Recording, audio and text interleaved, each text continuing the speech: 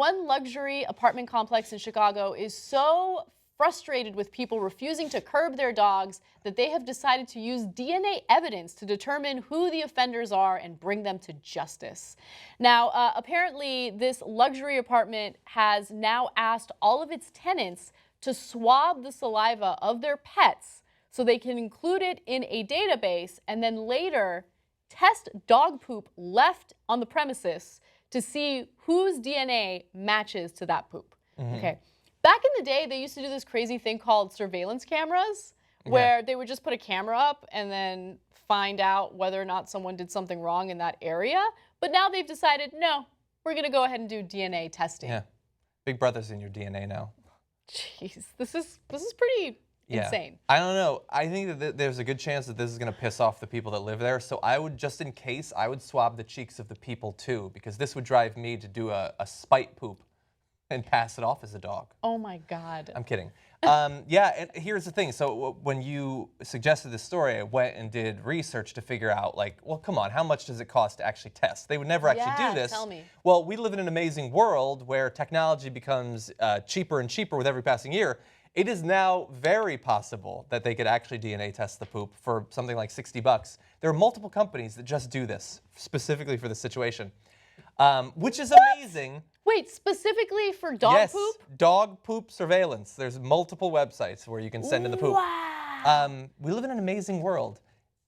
And look, some people apparently have been, they can fine you $50, $100, and one person apparently their dog just went on a spree, just pooping everywhere, and they had to pay over $500. Have you? Because they didn't want to like lean over. That's crazy. Have you ever left your dog's poop behind? You have. Many times. I don't anymore. Look there at was a this time. guy. No, because it's very context dependent. If you live in a luxury apartment and you have like a 3x3 grass strip and that's all you have, then you're an asshole if you leave poop there. But if I'm out in some wild area, what kind of wild that poop. What kind of wild area has introvert John Iadarola hung out in with his dog? Like a remote area like Venice or something. Venice Boulevard. No. Oh yeah, super No, I'm remote. kidding. No, but in my neighborhood, like, no, I'm not going to leave it there because it's people's lawns. That's crazy. And people who don't have a dog think that picking up poop is the worst thing in the world. As if you're like cradling it with the side of your face or something. You've got plastic. What's the difference? Yeah. It's not that bad. The worst part about picking up dog poop, okay, so I don't have a dog at the moment. I had a dog that I left at my mom's house when I moved out and got my own apartment because I wasn't allowed to have pets.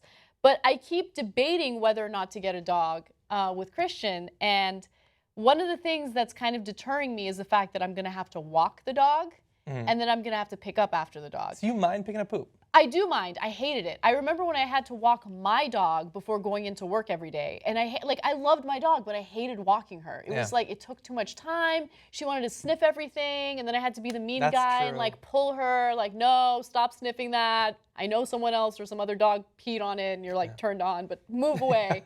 Like it's just, and then I hated. Come on, Christian. Get out of here.